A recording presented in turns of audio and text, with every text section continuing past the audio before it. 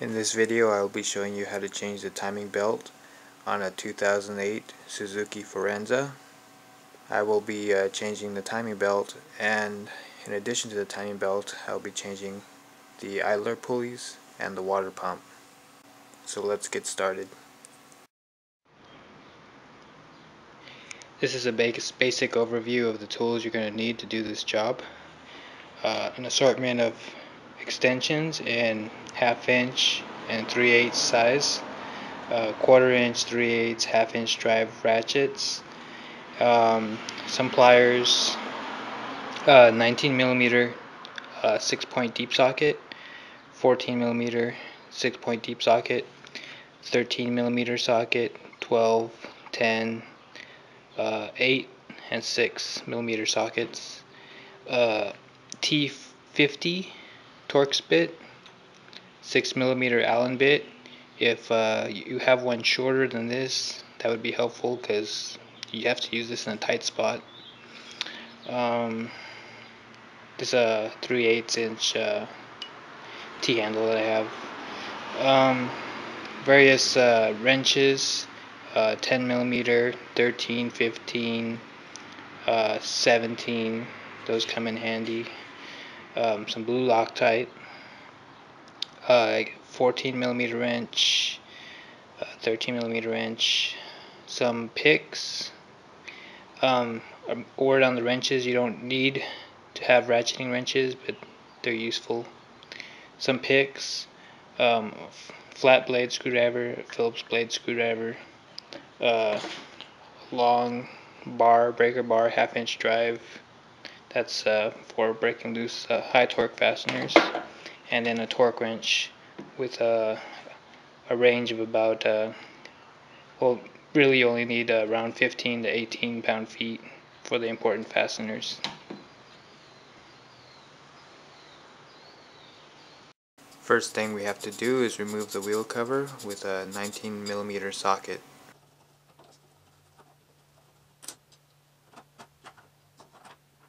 After removing the wheel cover, loosen the lug nuts with a 19 millimeter socket.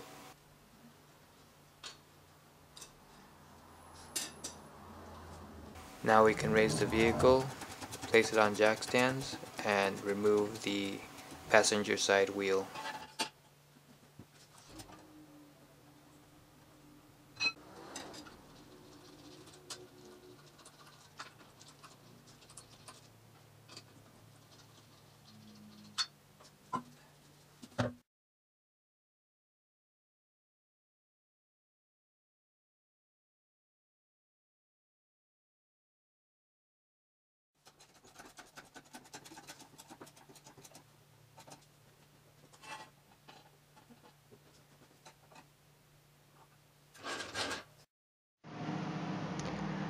Now that I have the car off the ground, I'm going to remove the splash shield here.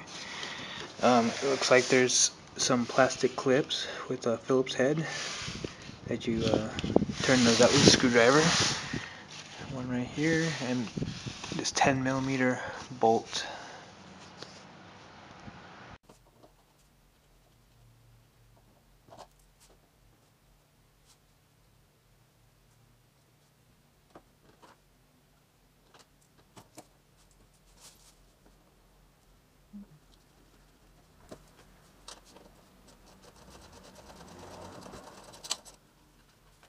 There is a second 10 millimeter bolt we have to remove to get the splash shield off.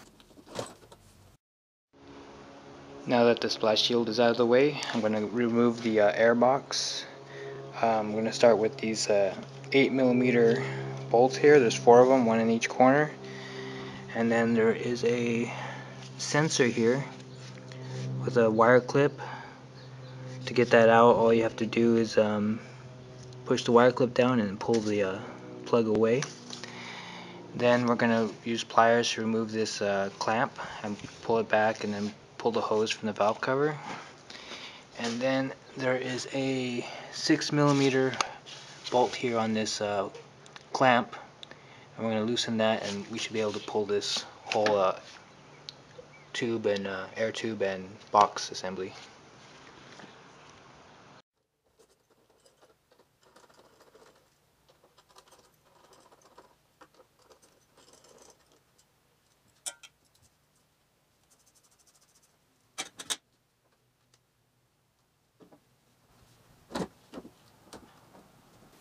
Be sure to stuff a rag into the throttle body, a clean rag, to prevent anything from falling in there. And now we're going to remove the rest of the air box. It looks like it's two 10mm bolts, actually one 10mm bolt up here, and then it looks like a 12mm bolt down there, and this box should come out.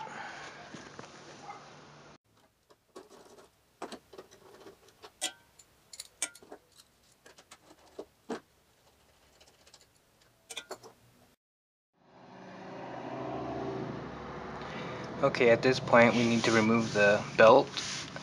The tensioner is located right here. It has a 15mm hex head.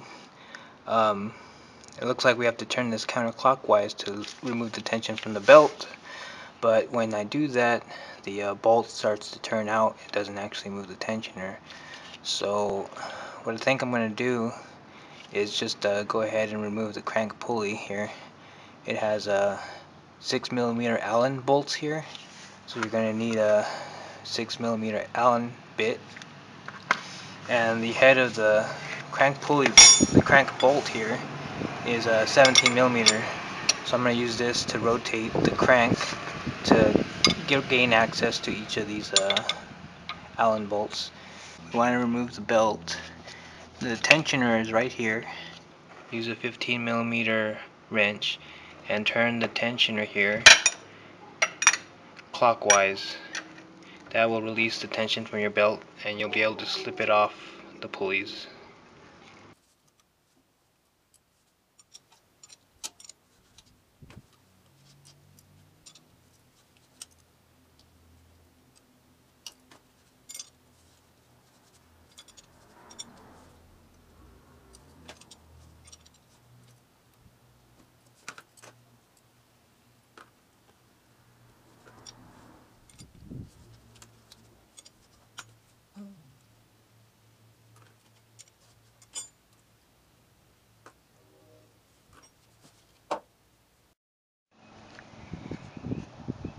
Now that I have the crank pulley removed along with the belt, I'm going to be removing the passenger side motor mount.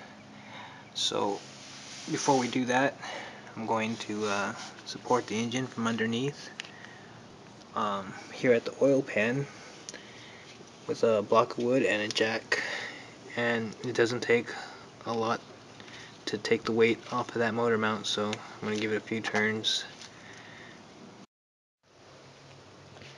So to remove the motor mount, it looks like there are two nuts here, 14mm, one bolt, 14mm, and then 4 bolts around the mount here, and they're all 14mm.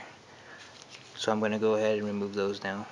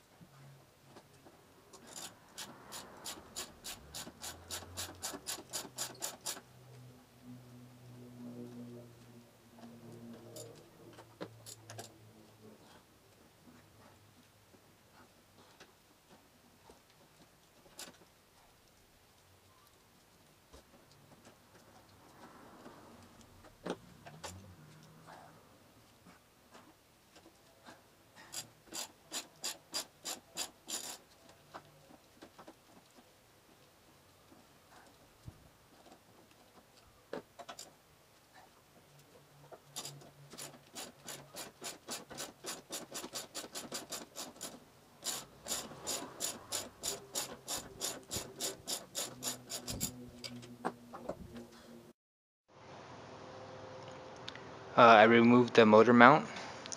There is blue Loctite on these bolts. You can see the residue in the holes where the bolts went. You can see some here on one of the bolts. So that's going to be a bear to get those 4 bolts out. Make sure you have a breaker bar. So after we get those bolts out, we're going to remove these two 10mm bolts that hold the timing cover on. There's one right here, and then there's one down there you can see.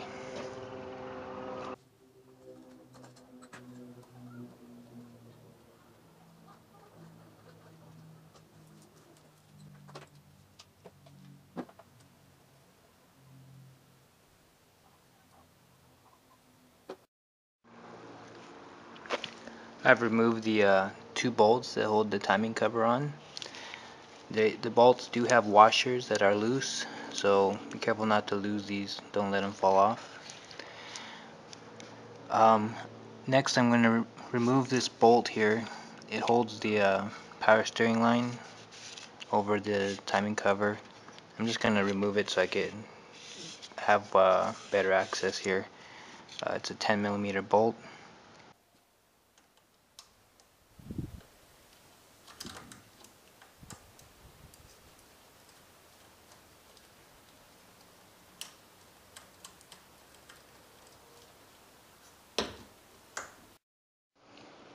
Now I have the power steering hose loose. There are 4 clips that hold the timing cover on. One right here, one up here, one here, and one near the alternator. It looks like you could just pry these out.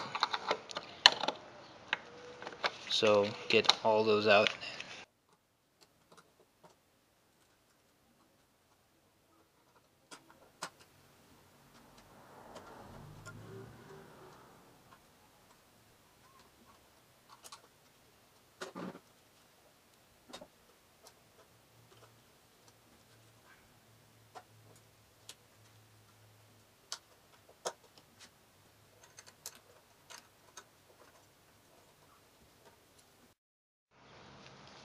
It looks like in addition to the 2 timing belt covers that hold the plastic cover on, there is this bolt here that also holds this cover here. We have to remove that before getting the cover off.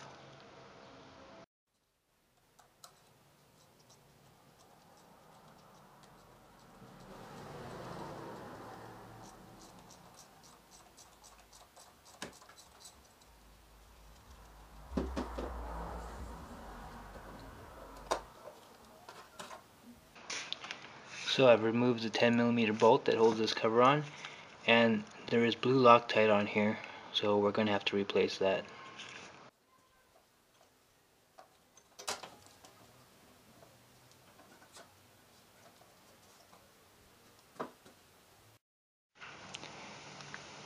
Now that our timing cover is removed, we're going to rotate the motor to number 1 TDC.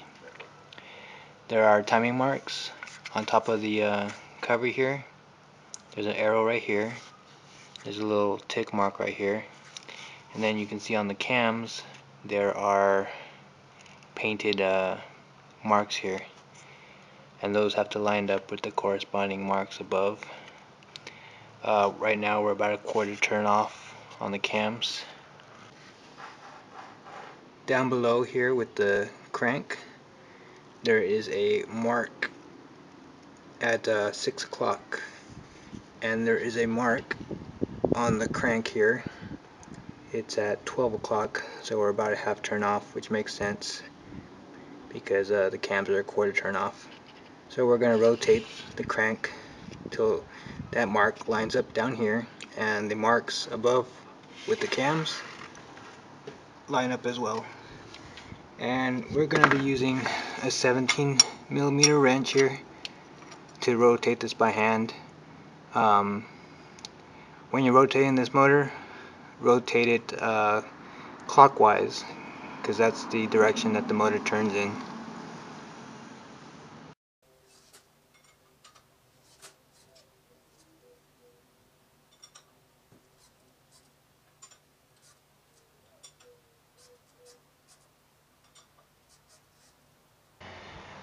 When I said before that the cams were a quarter turn off and the crank was half a turn off, and I said that made sense, is because the cams are turning half the speed of the crank. They're geared that way, so for every revolution of the crank, the cams are going to turn half a turn. So I rotated my crank half a turn, and now my cams are lined up with their respective marks. You can see that. You can see that the mark on the crank is at 6 o'clock, and it lines up with the tick mark right there on the cover at 6 o'clock. Now that our motor is timed correctly, we can loosen the tensioner. The tensioner has a 13mm head bolt through it.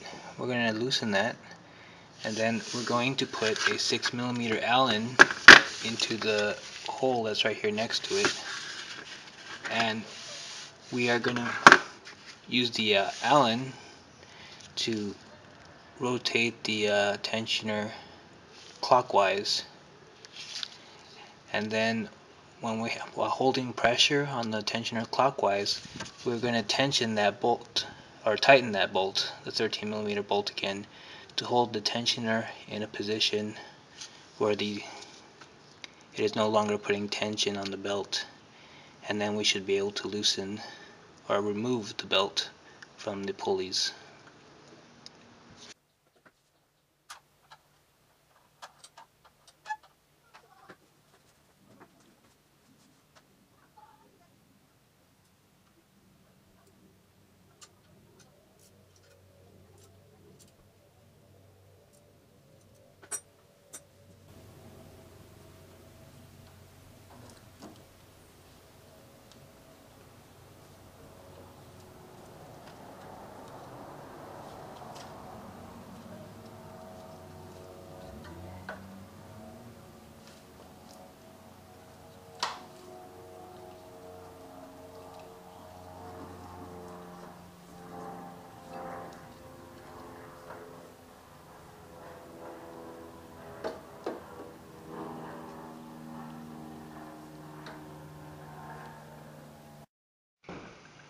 This is just a note about the tools I use to get the tensioner loosened. Because it's such a tight fit, um, using a ratchet with this socket is difficult to do because of the space allowed. So I used this special bit here that fits into a 3/8 drive, any 3/8 drive socket, and then gives you a hex head to turn. And I use my ratcheting wrenches here, which allows me to put the wrenches in pretty much in any position I want that's most easy to reach. And I use this long offset 13 to break the tensioner loose, and then I use this ratcheting wrench to tighten it. Okay, now that we have the timing belt off, you may notice that there's a buildup of dust or dirt inside this area, and if you find that, you'll want to remove that. I'm going to use just some compressed air and blow that stuff out of here, because we don't want that stuff floating around with our new timing belt. That goes for the timing belt cover too. If you notice a lot of dirt in here or rubber, clean it out.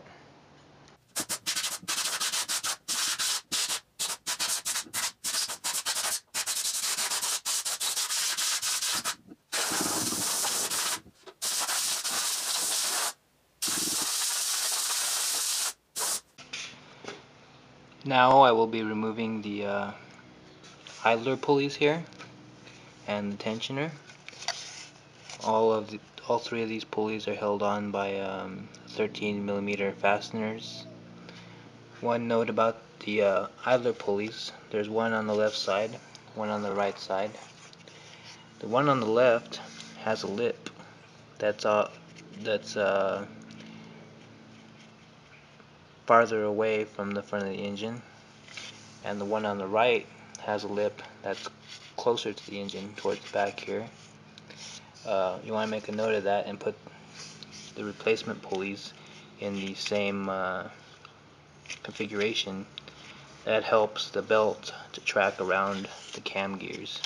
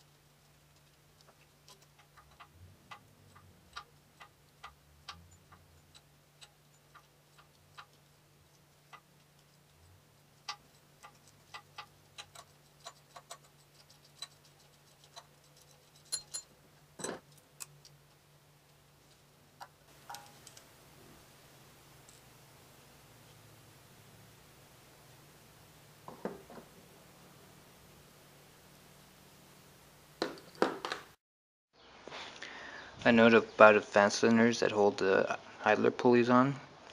They used blue Loctite from the factory here on the fasteners.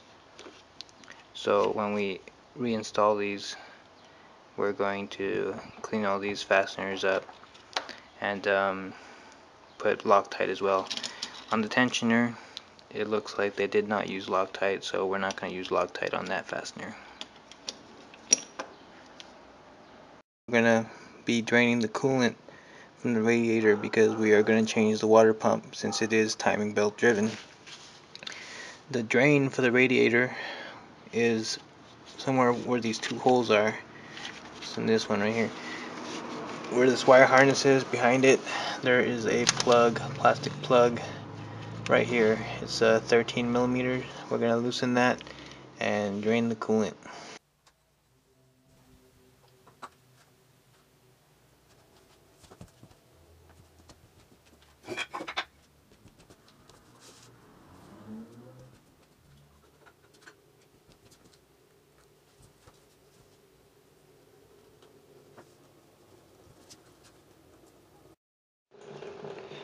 To speed the draining of your radiator, remove the cap. That will allow air to enter the system and the coolant to drain out the bottom. Now that our radiator is finished draining, we are going to tighten the plug back up, but do not over tighten the plug. The plug is made out of plastic and so is the radiator, so you don't want to break these things.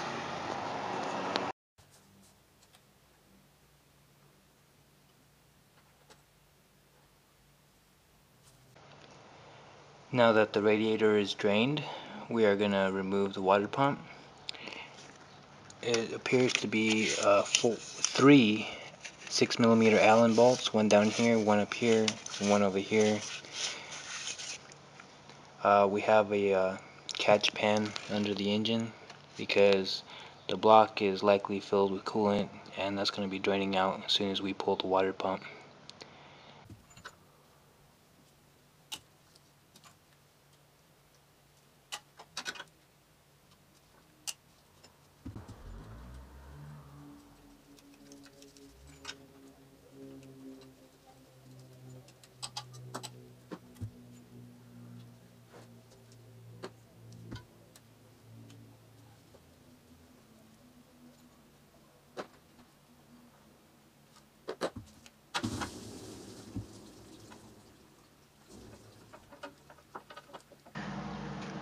Now that our water pump is loose, all the coolant dumped out of the engine block, the water pump seems to be stuck in this area. There's not enough room to pull it out. I am going to try lifting the engine with the jack, and hopefully that'll give me enough room to get the water pump out.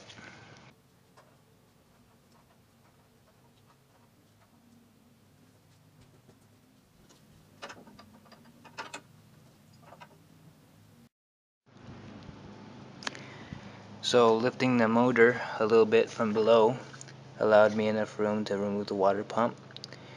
Just be careful not to move or lift the motor more than you have to, because there are other things attached to the motor like axles and other mounts, and you don't want to damage any of that stuff by lifting the motor too much. So since I pulled the water pump and it dumped coolant all over this area where the timing belt lives, we want to make sure to wash that off with a water hose. And after we do that, I'm going to blow the whatever water is left with an air gun. Make sure get that all removed, because you don't want to end up with water in your bolt holes or any of that when it comes time to assemble the motor again.